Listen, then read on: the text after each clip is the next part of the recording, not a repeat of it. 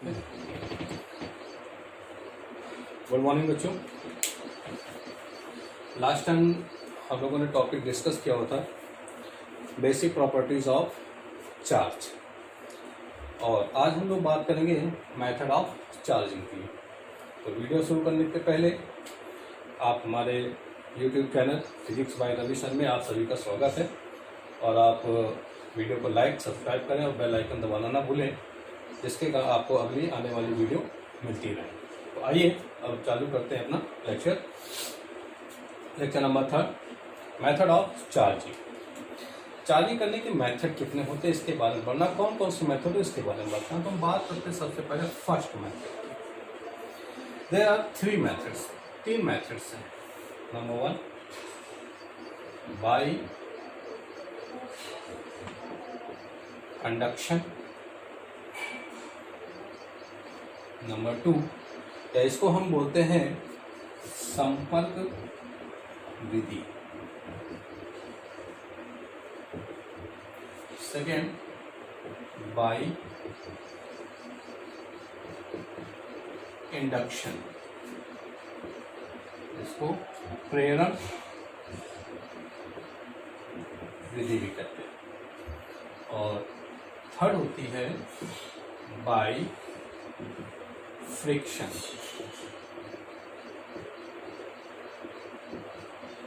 घर्षण विधि।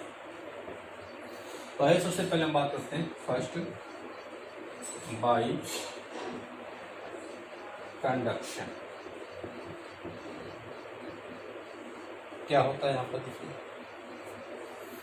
तो इसके लिए थोड़ी सी एक बात हम समझ लें कि न्यूट्रल बॉडी क्या होती है।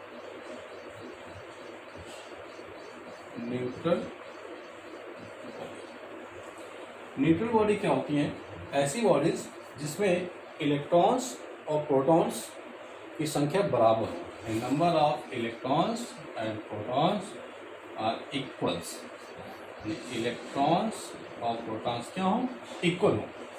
ऐसे बॉडी क्या कहलाती है? हमारी न्यूट्रल बॉडी। दूसरी बात, अगर हम बात करें कि पॉजिटिव में क्या होता है, जैसे अगर पॉजिटिव आंस हो तो इसमें जैसे पॉजिटिव आंस दिए हुए हैं, इस कंडीशन में charge of electron is less than proton. और थर्ड कंडीशन में अगर किसी बॉडी में यहाँ पर नेगेटिव साइन दे रखा हुआ है तो it means charge of electron is greater than proton. तो हम सबसे पहले बात की न्यूट्रल बॉडी में क्या होता है, इलेक्ट्रॉन्स और प्रोटॉन्स के नंबर्स इक्वल होते हैं। तो देखिए हमने एक न्यूट्रल बॉडी ली और इसको किसी एक इंसुलेटेड स्टैंड पर रख दिया। इंसुलेटेड अचालक इंसुलेटेड स्टैंड में रखा कि अगर इसको हम चार्ज करें तो चार्ज किसी इंसुलेटेड सब्सटेंस क्या होते हैं, वे पदार्थ ऐसे सब्सटेंस जिसमें चार्ज का ट्रांसफॉर्मेशन ना हो। तो अगर यहाँ पे चार्ज दें तो ये चार्ज यहाँ से ट्रांसफर ना हो, किसी ज़्यादा दिन पर ना जाए, इसलिए हम यहाँ पर एक इंसुलेटेड स्टैंड लगाते हैं। तो ये हमने एक ली न्यूट्रल मेटालिक बॉडी। अब क्या किया, इस पे यहाँ पे क्या है कि कोई भी चार्ज यहाँ पर नहीं है, यानी कि इलेक्ट्रॉन प्रोटॉन बराबर हो गए, तो ये न्यूट्रल हो गया, उदासीन हो गया। यहाँ पर हम क्या करते हैं, अब इसी बॉडी के पास में एक कोई रॉड ले जाते हैं, नेगेटिव एबोनाइट मटेरियल की रॉड है। एबोनाइट का नेगेटिव चार्ज होता है। तो कंडक्शन संपर्क विधि क्या है, जबकि हम इसको क्या करें, इसके पास में एक दूसरे की कांटेक्ट में रखें, संपर्क में रखें। जैसे संपर्क में रखेंगे अभी न्यूट्रल में लिखा है यहाँ पे इलेक्ट्रॉन और प्रोटॉन दोनों के इक्वल क्वांटिटी में। अब देखें आप, इस एबोनाइट रॉड पे नेगेटिव चार्ज है यहाँ पर। इस बॉडी में क्या होगा, इसमें भी इलेक्ट्रॉन्स भी होंगे और प्रोटॉन्स भी होंगे, दोनों इक्वल नंबर में होंगे, यानी कि पॉजिटिव आंस और नेगेटिव आंस दोनों आंस होंगे। आप जानते हैं कि सेम चार्ज प्लस प्लस की बात करें, माइनस माइनस की बात करें, always repel to each other, यानी एक दूसरे को प्रतिकर्षित करते हैं। अगर अपोजिट चार्ज की बात करें, प्लस माइनस हो, तो हमेशा एक दूसरे को आकर्षित करते हैं, अट्रैक्ट करते हैं यहाँ पर। तो यहाँ पर देखें, इस एबोनाइट सब्सटेंस में निगेटिव चार्ज है, तो इसके अंदर यहाँ इलेक्ट्रॉन्स है, इसके अंदर जो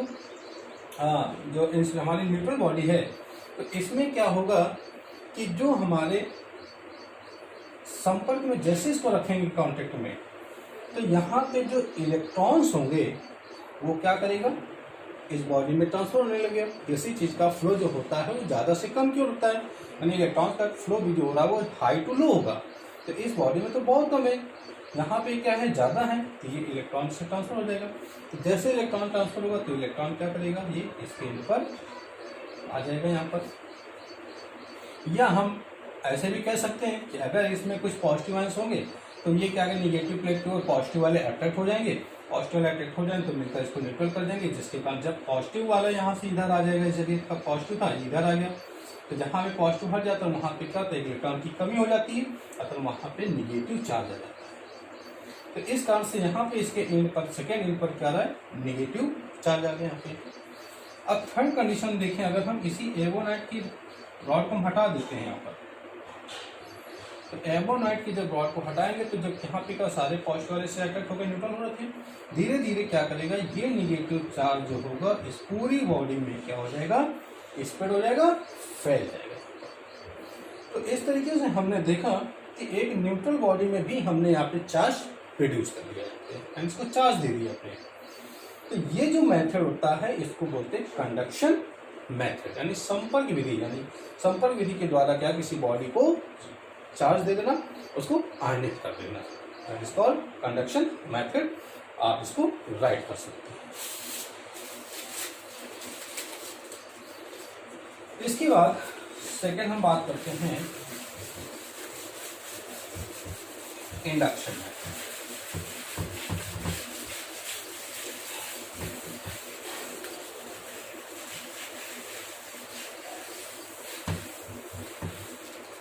इंडक्शन मेथड में देखिए क्या है,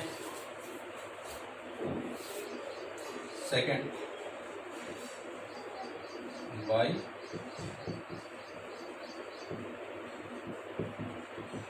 इंडक्शन, जिसको बोलते हैं प्रेरण विधि। प्रेरण मतलब ये कि किसी एक बॉडी को किसी दूसरी बॉडी के कांटेक्ट में न रखें, अलग अलग हों, तो भी बॉडी में क्या करें, चार्ज प्रोड्यूस कर दे, तो ऐसा मेथड कहलाता है इंडक्शन मेथड। सपोज दैट मैंने कहा यहाँ पे एक बॉडी है, ये हमारे पास, इसको हमें चार्ज करना है, ये दूसरी कोई बॉडी है, इसको पास ला रहे, बट ये दूसरे कांटेक्ट में नहीं ला रहे, पास में लेकर आए और इस बॉडी में क्या हो जाए, चार्ज प्रोड्यूस हो जाए। ये मेथड क्या कहलाता है, इंडक्शन। यानी इंडक्शन मतलब क्या, प्रेरित कर देना, किसी को काम करने के लिए प्रेरित कर देना, उसे चार्ज प्रोड्यूस कर देना। तो यहाँ पर अगर हम देखें सेम उसी तरीके से, तो फिर से हमने क्या किया, एक यहाँ पर मेटालिक बॉल ले ली, मेटालिक बॉल ले ली, वो भी कैसी, न्यूट्रल मेटालिक बॉल ले ली, और इसको किसी एक अचालक पदार्थ के स्टैंड में, यानी इंसुलेटर सब्सटेंस के स्टैंड में रखा हुआ है, क्योंकि इसमें चार्ज का ट्रांसफॉर्मेशन ना हो। अब क्या किया कि इसी के पास में हमने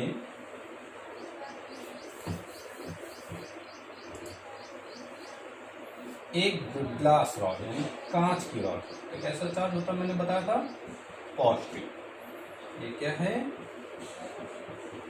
ग्लास रॉड, यानी कांच की छान, कांच की छान यहाँ पे रखते हुए इसके पास में लाए हुए, कांटेक्ट में नहीं लाना, इसके थोड़ा सा पास में लाना है, यहाँ पर ऐसे एक दूसरे क्लोज लाना है, यानी एक दूसरे के कांटेक्ट में नहीं रखना है इसको। जैसे हम इसको कांच की रॉड के इसके पास लाएंगे, तो मैंने आपसे कहा न्यूट्रल बॉडी में क्या थे, इलेक्ट्रॉन और प्रोटॉन्स दोनों ही होंगे इक्वल क्वांटिटी में। जैसे यहाँ पर हम लाते हैं तो इस न्यूट्रल बॉडी में जो इलेक्ट्रॉन होंगे, इलेक्ट्रॉन पे कैसा चार्ज होता है, नेगेटिव, तो इलेक्ट्रॉन क्या करेगा, पॉजिटिव वाले को अट्रैक्ट करेगा, यानी यहाँ पे ग्लास रॉड है इसके पास में आ गई, तो यहाँ से इलेक्ट्रॉन क्या करेंगे, इसकी ओर भगेंगे, इलेक्ट्रॉन इसकी ओर भगेंगे, यानी कि इसकी दूसरी सरफेस पे जो मान लीजिए सपोज दैट इलेक्ट्रॉन थे यहाँ पर, ये इलेक्ट्रॉन क्या करेंगे, पॉजिटिव प्लेट की ओर अट्रैक्ट होंगे, तो ये इलेक्ट्रॉन यहाँ से देखिए इसके फर्स्ट एंड पर आ गए। अब यहाँ वाले जो इलेक्ट्रॉन्स इधर आ रहे हैं, तो ये अपनी पोजीशन पे इलेक्ट्रॉन लीव कर देगा, यानी आपकी जगह खाली हो जाएगी, और जहाँ पर जगह खाली हो जाती है वहाँ पे कैसा आ जाता है, पॉजिटिव चार्ज होता है, यानी पॉजिटिव आंसर हो जाएगा। तो यहाँ पर इसकी सेकंड सरफेस पे क्या आ जाएगा, पॉजिटिव क्या डिपेंड करता है, इलेक्ट्रॉन की कमी के तरीके से। तो यहाँ का इलेक्ट्रॉन इधर आ गया क्योंकि यहाँ पे इनके बीच में एक आकर्षण बल लगा था, अट्रैक्शन फोर्स लगा, जिसके कारण इलेक्ट्रॉन ग्लास रॉड की ओर, ट्रांस रॉड की ओर अट्रैक्ट होने लगते हैं। तो यहाँ वाले जो इलेक्ट्रॉन थे वो इस सरफेस की ओर आ गए, तो यहाँ पे इलेक्ट्रॉन की कमी हो गई, यहाँ कमी हो जाती है, वहाँ पे क्या डिपेंड करने लगता है, पॉजिटिव आयंस आ जाते हैं। ये आगे कंडीशन। अब देखिए इसी को थर्ड कंडीशन देखें अगर हम, तो हमने क्या किया, इसी ऑब्जेक्ट जो बॉडी है इसके पास हमने एक ग्लास रॉड रखी हुई है, इसको क्या किया, इसके सेकेंड एंड को हमने अर्थ से कनेक्ट कर दिया। अर्थ से कनेक्ट किया, यहाँ पे क्या था निगेटिव, यहाँ पे क्या था पॉजिटिव। एक वायर की हेल्प से, एक तार की हेल्प से इसका संबंध में दूसरे सतह का किससे कर दिया, पृथ्वी से कर दिया।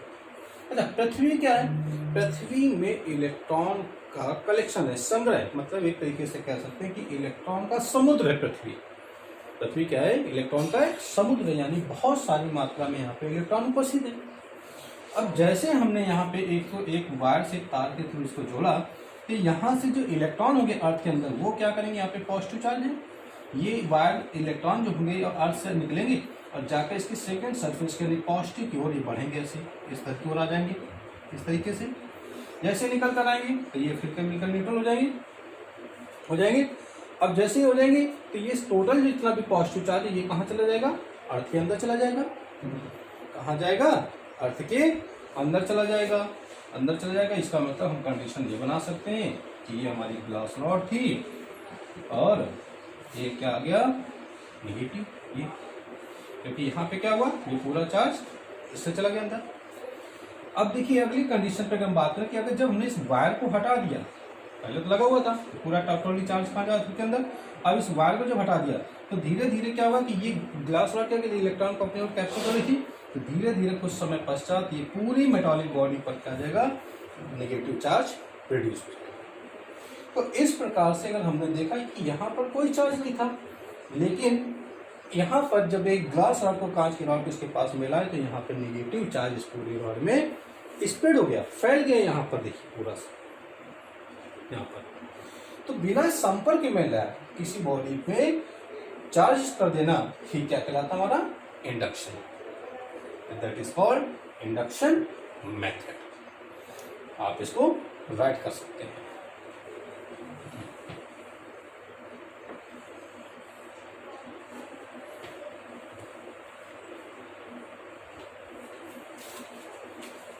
सफल है, देखिए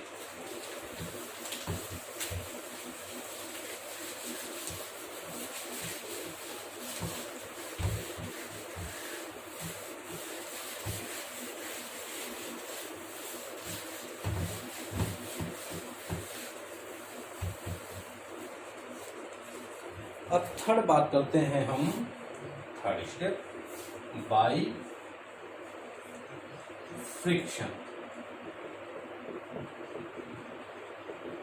मीन्स घर्षण विधि। क्या होता है ये,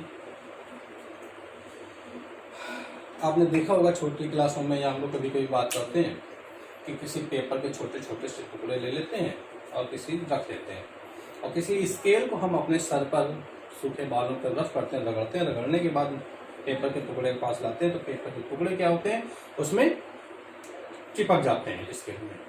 क्यों, क्योंकि उनमें क्या होता है, चार्ज प्रोड्यूस हो जाता है, दोनों में अपोजिट चार्ज होने के कारण क्या होते हैं, एक दूसरे के अटैक कर जाते हैं, अटैक करने के कारण वो चिपक जाते हैं। घर्षण विधि में क्या, टू बॉडी में एक दूसरे के सापेक्ष घर्षण हो जाए। जैसे अपने हाथ को हम रगड़ते हैं, ये क्या हो रहा है, एक प्रकार का घर्षण हो रहा है। जैसे हम अपने हाथ को रगड़ते हैं तो आप देखते हो कि हमारे हाथ थैली जो होती है वाल हो जाती है, गर्म हो जाती है, अर्थात एक एनर्जी प्रोड्यूस हो जाती है।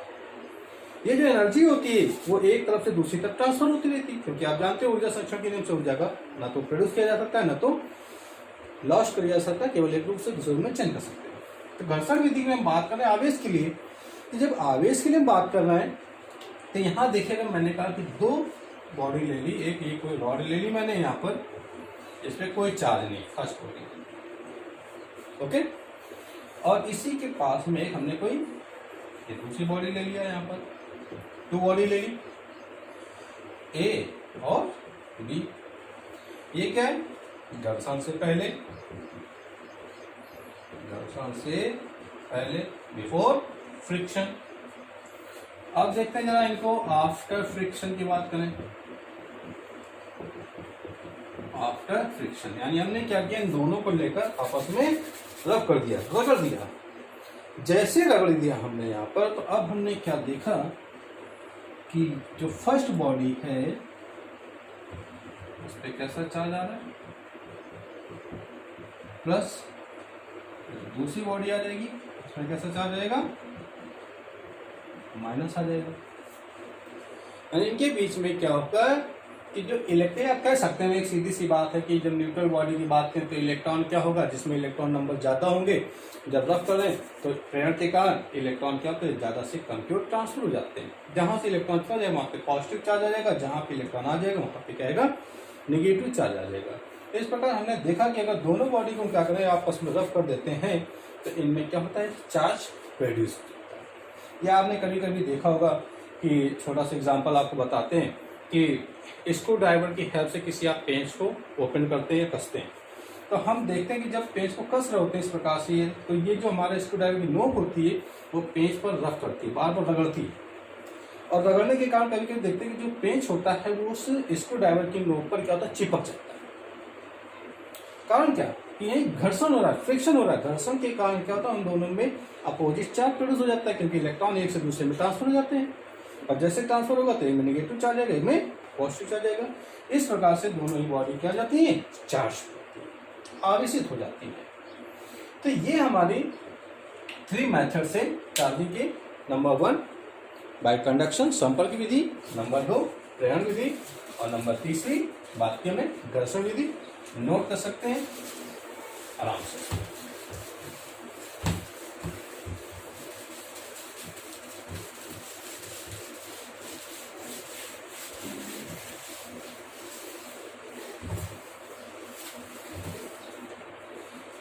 चलिए अब हम बातें कर लेते हैं, थोड़ा सा आगे चलते हैं कि कंडक्टर या चालक जिसको बोलते हैं, क्या होते हैं ये। कंडक्टर की बात करें, चालक की, तो वे पदार्थ जिनमें आवेश का स्थानांतरण एक सिरे से दूसरे सिरे की ओर आसानी से हो जाता है, वे पदार्थ कहलाते हैं हमारे चालक। यानी those material in which charge easily flow from one side to another side. यानी ऐसे सब्सटेंस, ऐसे पदार्थ जिनमें कूलम्ब्स लॉ या जिसको हम बोलते हैं कूलॉम का नियम। कूलम्ब्स लॉ क्या होता है? अच्छा, एक बात और हम यहाँ पे समझ लेते हैं थोड़ा सा, कि अगर किसी चार्ज के लिए मार्क करना है, क्यू क्यू क्यू, कोई चार्ज है, अगर चार्ज की वेलोसिटी 0 हो, यानी चार्ज मूविंग पोजीशन पे ना हो, तो ये हमारा पार्ट कहलाता है इलेक्ट्रोस्टैटिक पार्ट होता है। इलेक्ट्रोस्टैटिक में चार्ज मूवेबल नहीं होता।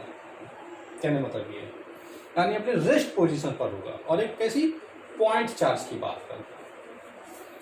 जबकि सेकेंड कंडीशन की बात करें तो v एक कांस्टेंट वेलोसिटी से मूव कर रहा है, निश्चित वेलोसिटी से, तो यहाँ पर हमारी कंडीशन यहाँ पर आएगी कि electric field and magnetic field दोनों ही जनरेट होगी, जबकि यहाँ पर केवल इलेक्ट्रिक फील्ड ही जनरेट हो रही थी जब v 0 पर।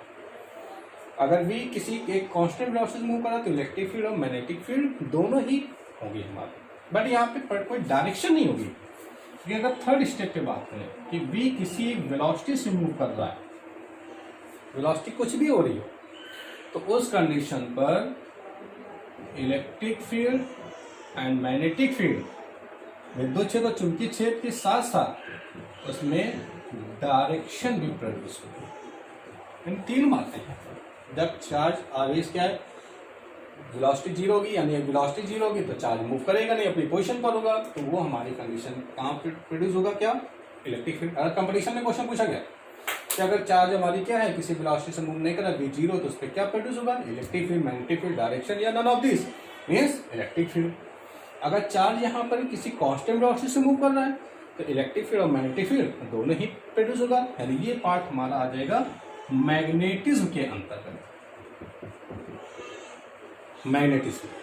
और थर्ड कंडीशन में कह रहा है अगर चार्ज किसी पर्टिकुलर वेलोसिटी से मूव कर रहा हो, वेरिएबल हो, तो ए और बी यानी इलेक्ट्रिक फील्ड मैग्नेटिक फील्ड के साथ साथ उसमें डायरेक्शन भी प्रोड्यूस होती है। तो अगर हम बात करें कूलॉम्स लॉ में, यहाँ पर हम बात करने जाते हैं, तो क्या कहता है कूलॉम्स लॉ, देखते हैं, नोट कर लीजिएगा। ये कूलॉम्स लॉ में ये कहा गया कि अकॉर्डिंग टू कूलॉम्स ने ये कहा कि अगर 2 पॉइंट चार्ज ले लें, यानी Q1 और एक चार्ज ले लिया Q2, पॉइंट चार्ज, यानी अगर हो सकता है यहाँ पे दोनों का नेचर सेम ले सकते हैं, या हो सकता है दोनों ही चार्ज कैसे अलग। पॉइंट चार्ज क्या होता है, जरा इसकी बात कर लें, बिंदु आवेश इसको बोलते हैं। अगर हम बात इसमें, मान लीजिए कोई मेटल बॉल ले ली हमने, एक छोटी सी मेटल बॉल ले ली है, अब इसमें हमने कोई चार्ज दिया, तो ये चार्ज क्या होगा, इस पे स्प्रेड हो जाएगा, फैल जाएगा, तो क्या ये पॉइंट चार्ज होगा, क्या ये पॉइंट चार्ज होगा। दूसरी हमने अगर कोई बड़ी बॉडी ले ली, यहाँ पर देखिए, इस पर भी हमने चार्ज दे दिया, तो क्या ये पॉइंट चार्ज होगा। पॉइंट चार्ज का मतलब क्या है, केवल एक बिंदी लगा दो बस, नहीं, ये जो नहीं है। पॉइंट चार्ज का मतलब ये हो गया कि पॉइंट चार्ज डिस्टेंस पर डिपेंड कर रहा है। अगर ये कोई चार्ज ये रखा हुआ है, ये रखा, हम किसी लॉन्ग डिस्टेंस से देख रहे हैं, बहुत दूर से, तो ये हमें क्या करेगा, चार्ज बिल्कुल एक छोटा सा पार्टिकल के समान दिखेगा, तो उस कंडीशन पे कैसा होगा, पॉइंट चार्ज होगा। अगर हम किसी बड़ी बॉडी की बात करें, हैवी बॉडी के लिए, हैवी बॉडी का रखा मैंने, और दूर से हम देख रहे हैं यहाँ पर डिस्टेंस से, तो जब दूर से किसी ऑब्जेक्ट को देखते हैं तो कैसा दिखता है, छोटा दिखता है, स्मॉल दिखेगा। इसका मतलब ये भी पॉइंट चार्ज हो जाएगा। कहने का मतलब है कि पॉइंट चार्ज के लिए बात करें, बिंदु आवेश के लिए कोई पर्टिकुलर कोई डिफिनेशन नहीं है, ये डिपेंड करेगा डिस्टेंस पर। तो कूलॉम ने ये कहा कि 2 पॉइंट चार्ज की बात की, तो यहां देखिए दो चार्ज ले Q1 और Q2, और ये दोनों एक दूसरे से r डिस्टेंस पर रखे, ये पहला है, ये दूसरा रखा हुआ। तो ये क्या करेगा, अगर दोनों में सेम चार्ज है, देखिए इसमें प्लस इसमें प्लस, तो ये Q1 क्या करेगा, इस पर एक फोर्स अप्लाई करेगा, क्योंकि सेम चार्ज है तो सेम चार्ज में रिपल्सन होगा, तो Q1 इस पर एक चार्ज लगाएगा, तो वो चार्ज क्या लग रहा है, F21, यानी force on second due to first, यानी पहले के काम दूसरे पर लगने वाला बल कितना हो गया, पहले का, यानी Q1 का Q2 पर कितना बल लगा, F21। इसी प्रकार से ऑफ अट्रैक्शन और रिपल्सन, फोर्स ऑफ अट्रैक्शन और रिपल्सन, क्योंकि अट्रैक्शन रिपल्सन की बात की, अगर दोनों का नेचर सेम होगा तो क्या होगा, रिपल्सन, अगर अपोजिट नेचर होगा दोनों का तो अट्रैक्शन। इसलिए मैंने कहा कि if 2 point charge are situated at a particular distance, then the force of attraction or repulsion between the charges is directly proportional to the product of the charges and inversely proportional to the square of the distance। मतलब ये कहने का क्या है, मैंने कहा कि इनके बीच जो लगने वाला फोर्स है F, वो दोनों चार्ज के गुणनफल के समानुपाती और बीच की दूरी के वर्ग के व्युत्पन्न। क्या मैंने कहा कि 2 point charge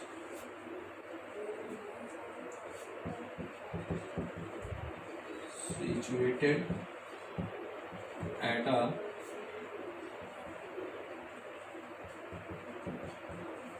particular distance, then the force of attraction or repulsion is directly proportional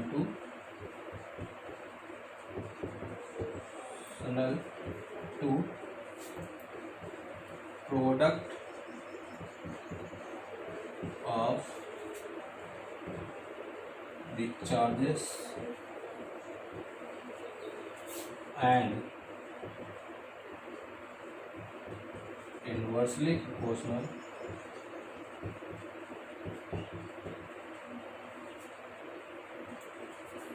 to square of the distance. Square of the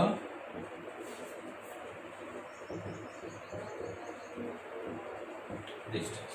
क्या कह रहा है, अगर दो चार्ज हैं एक दूसरे से किसी दूरी पर रखे हुए हैं तो उनके बीच लगने वाला आकर्षण या प्रतिकर्षण बल आवेशों के गुणनफल के समानुपाती तथा बीच की दूरी के बल के व्युत्पन्न। यहाँ देखिए फोर्स कितना लग रहा है F यहाँ पर, तो F क्या है, ये चार्ज के गुणनफल के मल्टीपल की प्रोपोर्शनल है, यानी अमाउंट ऑफ चार्ज जितना है यहाँ पर क्या होगा, ज्यादा होगा, फोर्स क्या होगा उतना ही स्ट्रॉन्ग होगा। यानी चार्ज अगर ज्यादा बढ़ा देंगे, हैवी चार्ज कर देंगे तो उनके बीच फोर्स क्या हो जाएगा, ज्यादा हो जाएगा। अगर लाइट चार्ज रखेंगे तो फोर्स क्या हो जाएगा, कम हो जाएगा। दूसरी बात कि जो फोर्स लग रहा है इनके बीच के डिस्टेंस के स्क्वायर के इनवर्सली प्रोपोर्शनल। मैंने अभी कहा आपसे कि अगर डिस्टेंस हम बढ़ाएंगे, डिस्टेंस जितनी ज्यादा चार्ज के बीच की बढ़ती चली जाएगी उनके बीच में लगने वाला बल होगा वो क्या होगा, कम होता जाएगा, रिड्यूस होता चलेगा। यही लिखा हुआ है F proportional to Q1 Q2 and F inversely proportional to R square.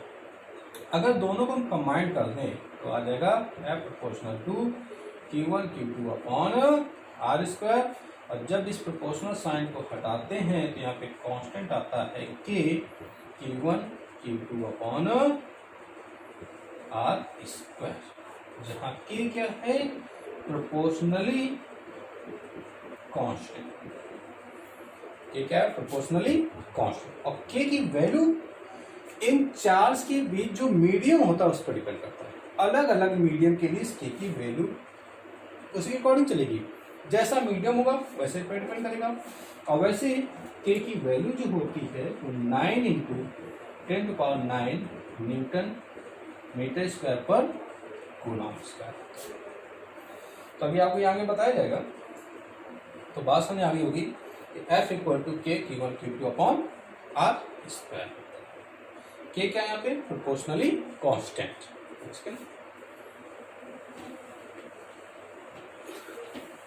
Proportionally constant. तो मेरे प्यारे बच्चों आज का टॉपिक यहीं तक रखते हैं, इसी टॉपिक को कल आगे कंटिन्यू करेंगे। और आपसे मैंने कहा कि चैनल को सब्सक्राइब करना ना भूलें। आप कंटिन्यू चैनल को सब्सक्राइब करते रहें और बेल आइकन को दबाते रहें, जिससे आपके पास आगे कंटिन्यू नोटिफिकेशन मिलते रहें और आपको आने वाले वीडियो डेली रेगुलरिटी आपको वीडियो मिलते रहेंगे। इस प्रकार से आप वीडियो को देखें, अच्छे से पढ़ाई करें। Thank you.